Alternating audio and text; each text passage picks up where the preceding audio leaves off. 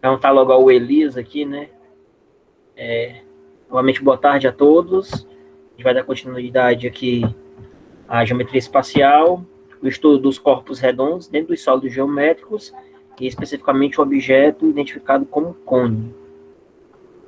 A visualização tá boa aí, dá para ver legalzinho pela tela do celular, quem está assistindo pelo celular, ou precisa ampliar mais um pouco? Tá ótima. Tá? Elias, que toda vida pede para ampliar um pouquinho, tá boa? Tá boa. Tá boa, né? Então vamos lá, essa introdução aqui, gente, é a mesma que está lá no material que eu disponibilizei para vocês sobre cilindros, tá certo? Corpos redondos são sólidos geométricos que não possuem faces laterais, são aqueles objetos que, se eu soltar eles sobre uma superfície plana com a leve inclinação, eles tendem a rolar, não é isso? O cone, gente, assim como eu fiz lá no cilindro, eu coloquei duas definiçõezinhas sobre cone aqui, porque tem duas aqui que são a mesma coisa, tá certo? Então, na verdade, são três, são duas. Alguém pode ler para mim, por gentileza?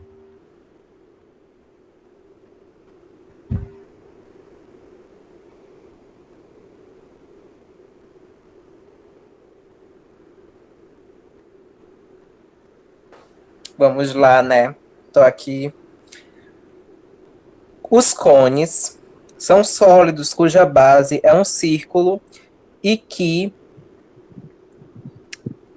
afunilam gradativamente até finalizar em um vértice. Em outras palavras, pode-se considerar uma sobreposição de infinitos círculos com raios que decrescem até se reduzirem a um ponto, que é o vértice. Também é um sólido de revolução, caracterizado por ter um círculo como base. Esse sólido geométrico é considerado construído a partir da rotação de um triângulo. Pronto, é importante, obrigado, Thaleson. É importante isso daqui porque eu tenho, né? Há quem considere isso duas definições, tá certo? A primeira, o primeiro período e o segundo, tá certo? Mas, na verdade, diz a mesma coisa, porque eu coloquei em outras palavras. O que seria o cone? Vocês lembram que estava na aula de terça-feira, na live de anteontem, que o cilindro é como se eu pegasse vários círculos de mesmo raio e eu os sobrepusesse, formando assim o cilindro. Que até o Thiago mencionou a ideia da mortadela, não é isso? Fatiado, faço várias fatias e aí eu pego e formo o cilindro. No caso do cone, esses círculos eles não vão ter o mesmo raio ou o mesmo diâmetro. Eu vou colocando um sobre o outro, de maneira que esse próximo círculo ele vai ter um raio um pouquinho menor, um pouquinho menor, um pouquinho menor, até que ele vai chegando a um raio que é considerado raio zero, né? Ou vira um ponto, que é o vértice do cone. Vai afunilando, como ele diz aqui. Afunila gradativamente até finalizar em um vértice. Ou, né, sobreposição de infinitos círculos com raios que decrescem. Então, começa com raio 3, ao próximo tem o raio 2,99999999.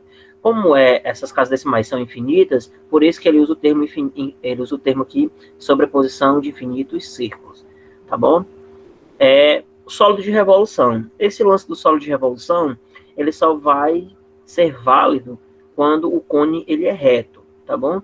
Quem percebeu, né, quem assistiu às aulas e estudou direitinho, fez exercícios sobre, e leu os materiais de apoio sobre prisma, sobre pirâmide, sobre cilindro, vai se lembrar das classificações, que são basicamente duas, né? O cilindro, o prisma e a pirâmide, eles podem ser retos ou podem ser oblíquos. Os retos são aqueles que formam as faces nos prismas, os retos são aqueles que a base superior, ela se sobrepõe, ela se projeta exatamente sobre a base inferior.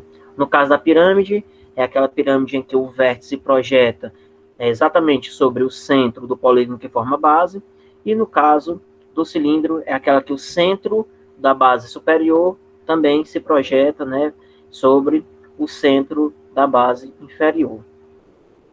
Ok? Tá aqui, coloquei alguns exemplos, tá bom? De um exemplo do cone, né? Um desenhozinho do cone ilustrando. Coloquei um exemplo no chapeuzinho de aniversário, que é uma coisa do nosso cotidiano, a casquinha de sorvete, e essa última parte aqui, ó, também é um solo de revolução. O que é um solo de revolução? Eu pego uma figura, estabeleço um eixo sobre ela e eu a rotaciono.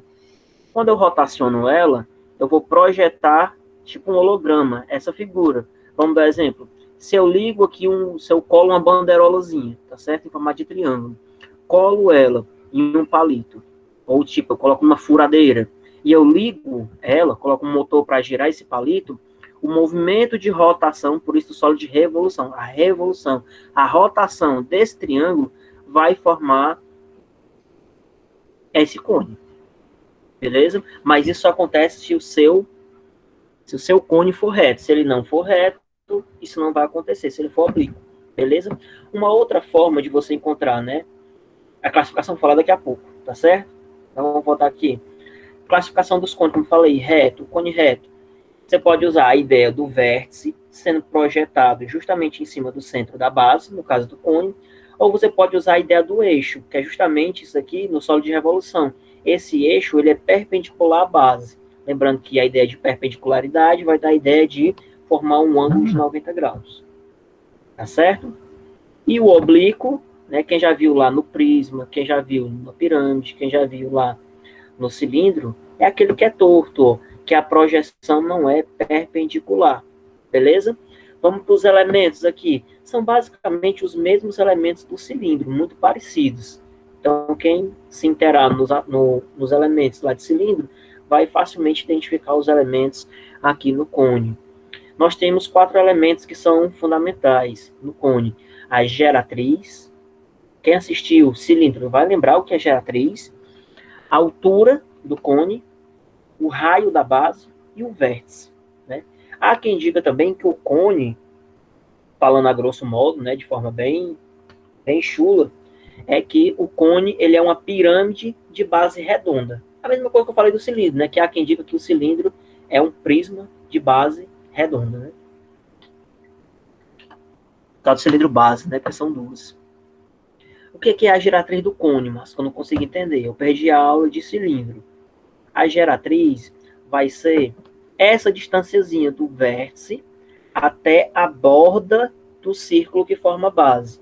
Essa linhazinha torta aqui é como se fosse, sei lá, um tobogã, uma rampa, um escorregador. Eu estou lá na ponta do vértice e venho escorregando sobre essa parede que forma o cone, até chegar na borda da base. Isso, essa distância a gente chama de geratriz. Beleza?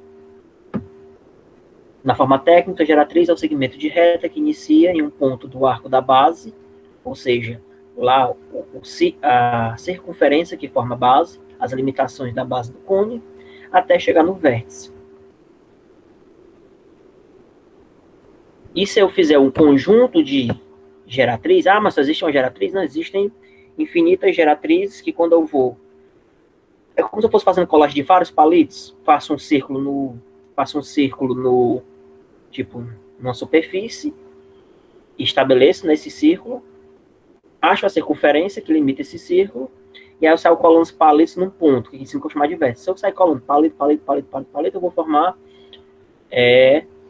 um cone, tá bom? Lembrando, né, colando esses palitos com a ponta aqui nesse ponto fixo, que eu vou chamar de vértice, e na borda do círculo. Eu vou colando vários palitos, e aí eu vou formar um cone. A altura do cone. Toda vez que eu falo de altura, eu estou falando de uma distância perpendicular.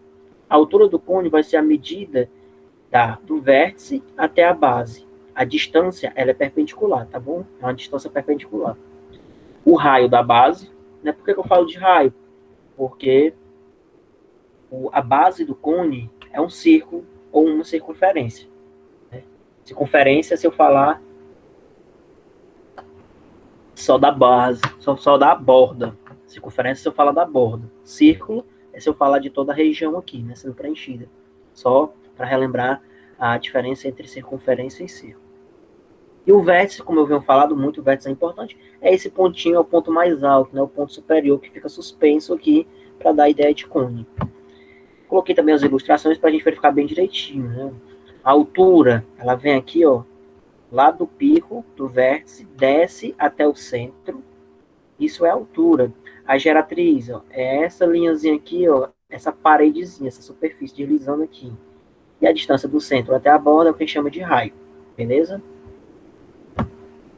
Uma observação importante, lá em cilindros, eu fiz a observação sobre toda hora que eu seccionar, lembrando, né, que eu cortar ela no cilindro, paralelamente às bases, eu vou obter um círculo de área congruente a essas bases, ou seja, eu vou ter a mesma base. No caso do cone, tá bom? Até é bom esse recorte para ilustrar melhor. Se eu seccionar, ou seja, se eu partir ele, pegando aqui o bico, perpendicularmente aqui, no caso do cone reto, eu vou ter triângulo. Você pode ter aqui uma banda de um triângulo, né? E se eu cortasse todinho, tirar essa banda todinha, eu ia visualizar o quê? Um triângulo. Oi? Esse triângulo que se forma é a seção meridiana, né? Oi? Esse triângulo. Sai, Enoque. Esse triângulo que se forma do... é a seção meridiana, né? Também, pode ser. Pode ser chamado, sim. É porque eu não quis colocar muitos termos técnicos, tá? Inclusive, né? Eu poderia abordar aqui tronco de cone, tronco de pirâmide, mas não quis me estender muito, não, porque é só mesmo um revisar, né? São assuntos que vocês já viram, teoricamente, no segundo ano. E aí, para também não ficar muito complicado, visto também o tempo que a gente tem, né? Que é só 1 hora. Sim. Tanto Entendeu? é que foi porque eu peguei o meu caderno do segundo ano, aí eu tô vendo as anotações, aí eu lembrei. Aí eu queria Isso. só ver se era a mesma coisa. Bem observado, né? Porque aqui são os elementos essenciais, entendeu? Você vai extrair daqui vários outros elementos. Né? Você não vai ter, tipo, na pirâmide você tinha um apótema. Aqui você não tem apótema, porque você não vai formar um polígono, você vai formar um círculo, entendeu? Mas se fosse na pirâmide, eu ia extrair a apótema, né? A apótema lateral, a apótema da base, por aí vai.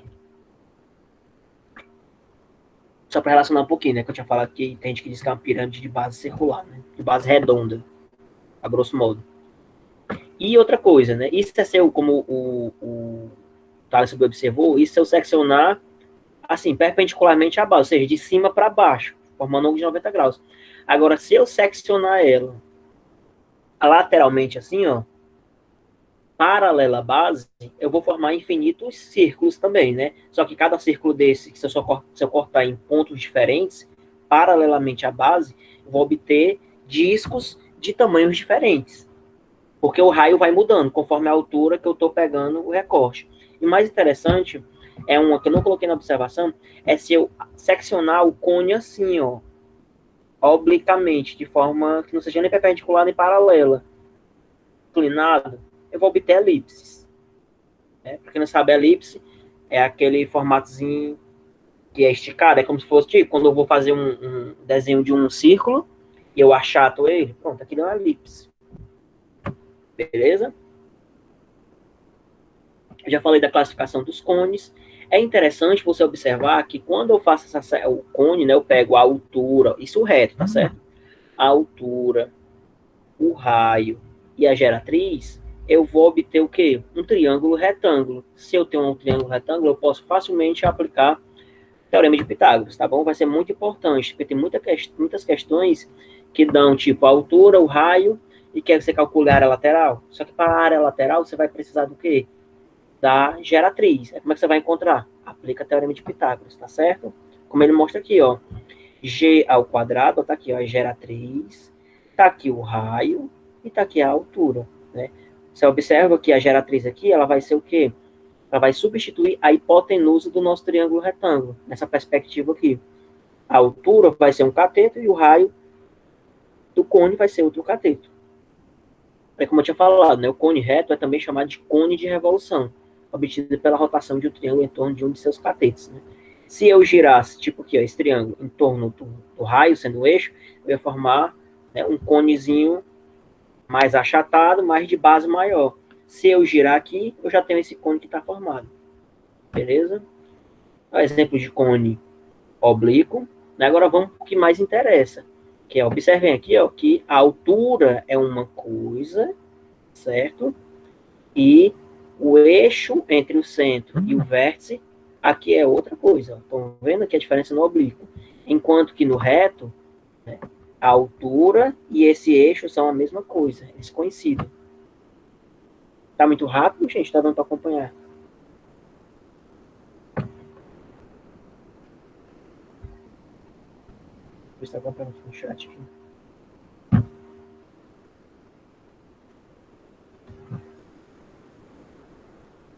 Bora prosseguir. Como é que calcula a área do cone, tá bom? A área do cone, ela é muito parecida com a forma que eu calculo a área de uma pirâmide, ou também, se eu comparar, a área do cilindro. As formações são muito parecidas, tá certo? Eu costumo dizer que o cone está para o cilindro, assim como a pirâmide está para os prismas. Se você conseguir estabelecer uma boa relação entre as fórmulas de prisma e a fórmula da pirâmide, então facilmente você aprender a forma do cilindro, você vai conseguir fazer uma relação com a área do cone, tá certo? Como é que eu calculo a área total de um cone? A área total de um cone vai ser a parte lateral e a base, só isso. Então vai ser a área da base mais a área lateral. A área da base vai ser um círculo. Se eu planificar o meu cone, fica assim, né? Tá certo? A área da base. Se a minha base é um círculo, como é que se calcula, tá bom? Aqui, ó, a base de um círculo. Poxa, a base de um círculo é πr ao quadrado. Né? Lembrando que isso é o raio do cone, né? O centro da base do cone até a borda.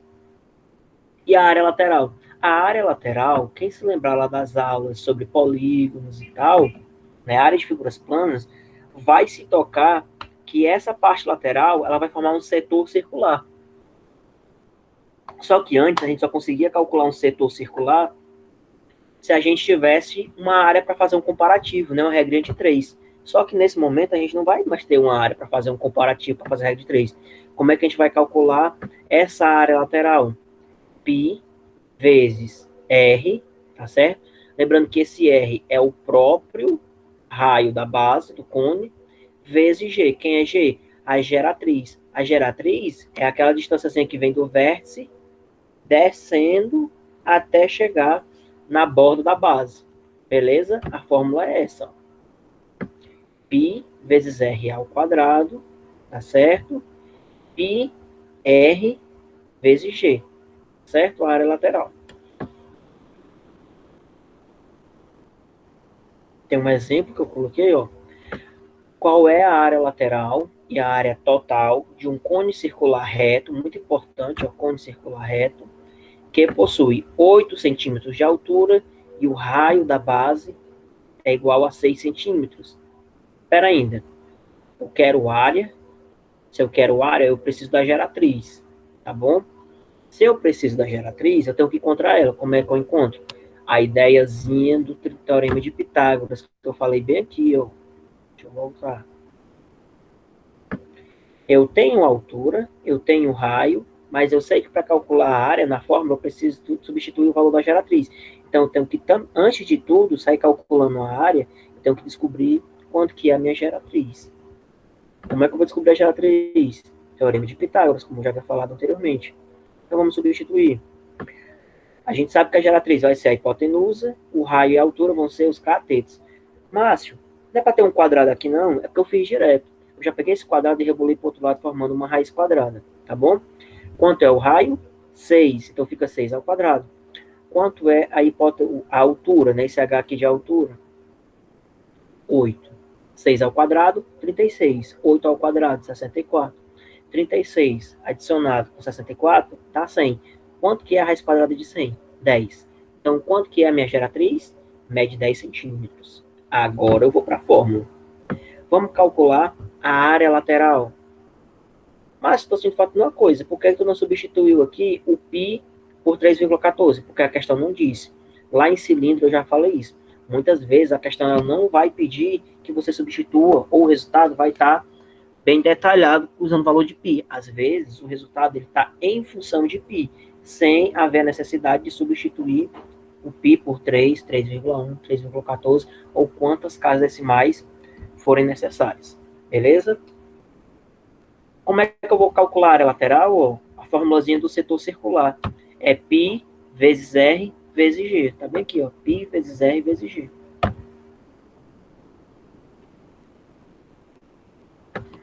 O π eu não sei quanto é. O raio é 6, que a questão dá. E a geratriz é 10, que eu descobri no cálculo anterior. 6 vezes 10, 60. 60 π. Como é a área? Centímetros quadrados. E aí, tem essa fórmula aqui que eu coloquei só para diferenciar um pouquinho. Mas você pode fazer só assim, ó. Voltar aqui. A área total não vai ser a área da base, mas a área lateral. Quanto é a área da base? Π vezes R ao quadrado. Quanto é a área lateral? Π vezes R vezes G. Ó. Tá aqui. Se eu colocar em evidência, igual lá em cilindro, eu fiz uma outra formulazinha mais rápida, direta. Fica π vezes R mais G. Mas eu preciso decorar isso aqui? Não. Só precisa compreender essa ideia. Se você compreender isso aqui, entender que a área da base é um círculo, como é a fórmula de um círculo, como é calcular a área do setor circular, bom, você pode fazer. Substituindo nessa fórmula, que nem eu fiz na questão, você vai obter o seguinte resultado. O π a gente não vai usar, o raio é 6, geratriz 10, raio 6. Tudo dá 96 π centímetros quadrados. Mas, se eu não quisesse fazer por essa fórmula, como é que eu poderia fazer? Você não já descobriu a lateral, que é 60? E a área da base? Para descobrir a total, precisa da área da base mais a área lateral. A área da base não vai ser π vezes o raio ao quadrado? Quanto é o raio? 6. Quanto é 6 ao quadrado? 36. Então, fica 36 π centímetros quadrados. 36 π somado com 60 π dá quanto? 96 π. Então, dá certo do mesmo jeito, tá bom, gente? Tranquilo? Lembrando que essa aula vai ser disponibilizada para vocês, o link lá no meu canal, tá bom? Vocês acessam lá, vão poder rever a aula, podem voltar e tal. Volume do cone. O volume do cone, ele é dado pela terça parte do produto da base, né, e a altura. Que é isso? A área da base vezes a altura, dividido por 3. Isso é a terça parte.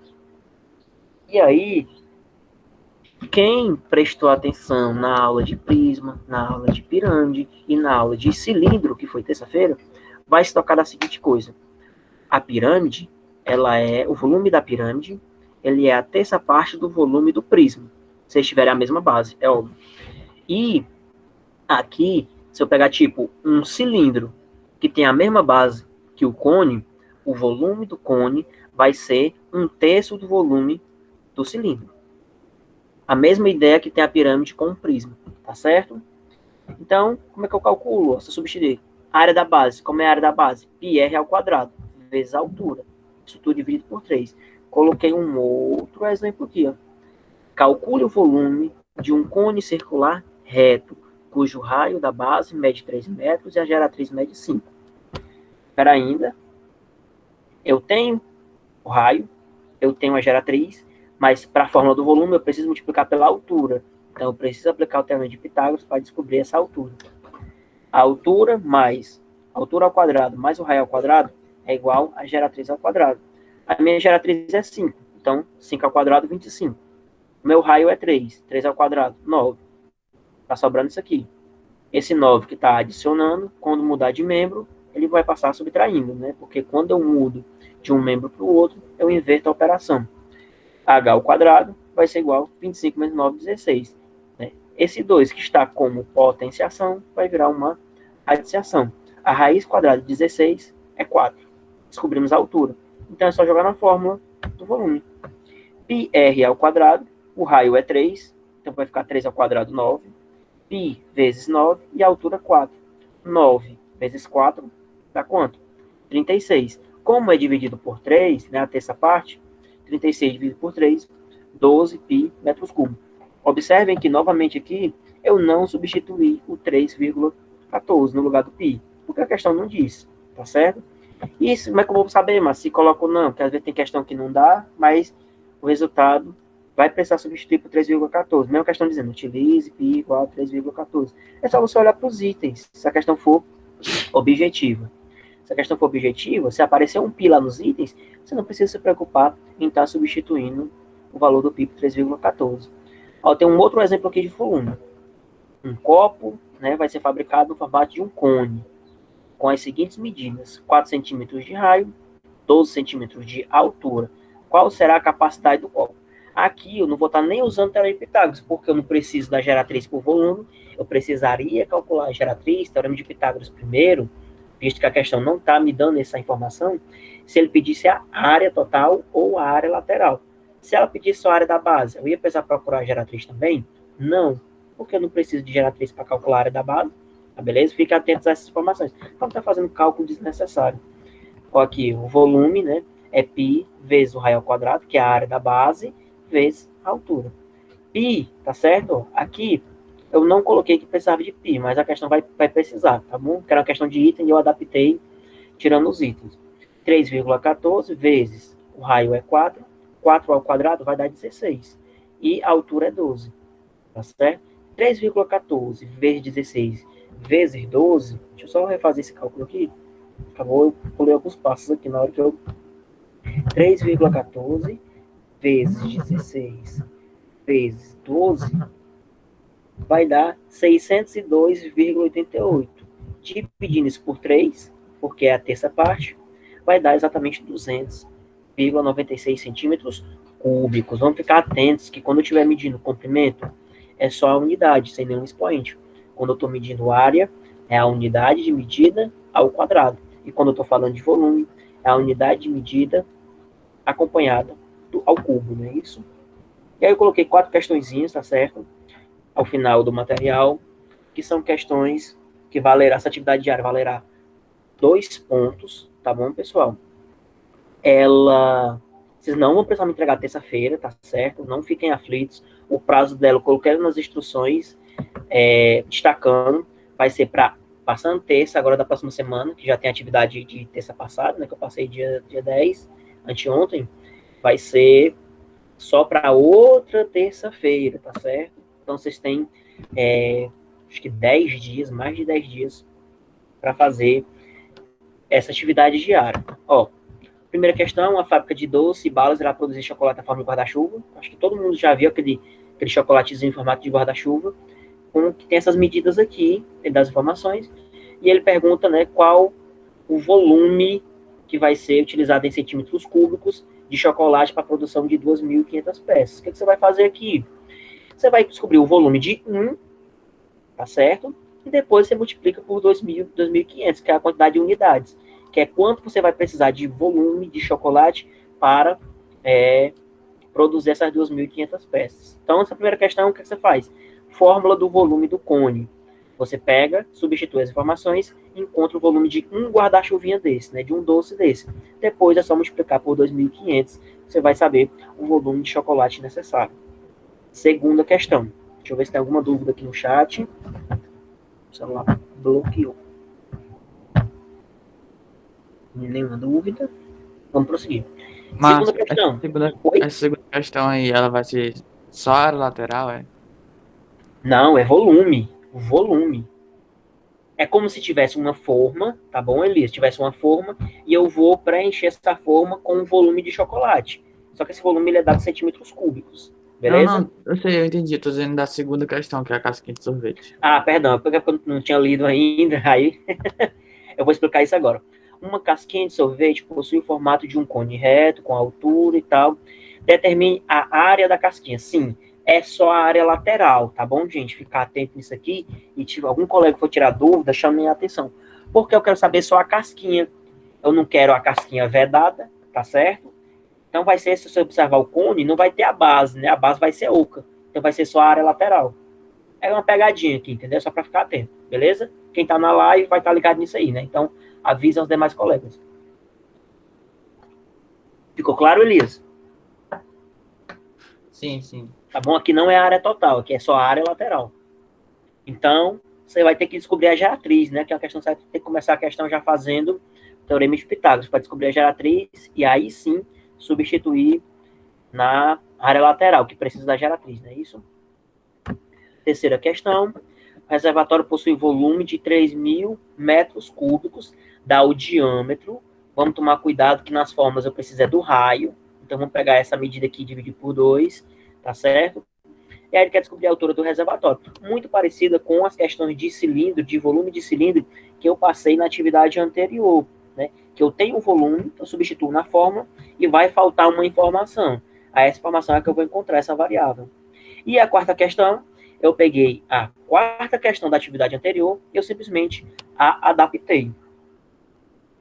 Se quem lembra, na quarta questão da atividade sobre cilindro, eu tinha um copo em formato cilíndrico, enchia ele e descobri um volume. Em cima desse volume, eu jogava em um outro copo cilíndrico, e eu queria saber, né, esse volume de água, em que altura ele fica nesse outro tipo de cilindro, tá certo? Aqui o que eu fiz foi que eu mudei uma questão, tá certo, para cone. Então, essa quarta questão, ela é muito parecida com a terceira, porque quando eu pegar, calcular as informações nesse primeiro copo, nessa primeira taça, na verdade, que é em formato de cone reto, eu vou descobrir o volume. E aí eu vou pegar o volume e rebolar, tá certo? Na fórmula do cilindro. No mais, a atividade é só isso. As instruções. Alguma dúvida, gente, sobre A cone? forma do cilindro, Márcio. Porque, ó, presta atenção. Essa questão mistura, ela mescla os dois tópicos. Porque, presta atenção, Elis. Ele encheu a taça em formato de cone. Aí dá as informações para eu descobrir o volume do cone. Porque é o volume de água que essa taça comporta. Aí vai ficar parecido com essa. Só que aqui eu vou substituir, transferir a água para um copo cilíndrico. Tá certo? Então, para eu substituir esse volume, eu tenho que substituir esse volume na fórmula do cilindro. Tá certo? Aí eu vou descobrir a altura que ele fica no novo recipiente. Certo. Porque no cilindro não é a área da base vezes a altura. Sim, sim. Tá certo? Aí você vai calcular qual é a área da base desse copo aqui. Tá certo? Você vai ter o volume. Aí você vai isolar, né? O volume que você vai encontrar com a primeira informação do volume do cone, da taça, da taça, que ele colocou e encheu primeiro. Você vai ter o volume. Você bota o volume, você vai ter a área da base e você vai isolar a altura. Só isso. Ficou claro? Sim, sim. E aí, gente, mais alguma dúvida? Tranquilo, de boas?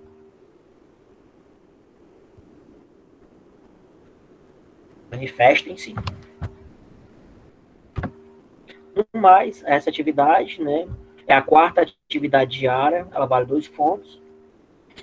Faça com calma e eu vou verificar aquela informação, viu, Eli? Assim que acabar a live, eu vou dar uma olhada naquela questão novamente. Eu tinha passado batido.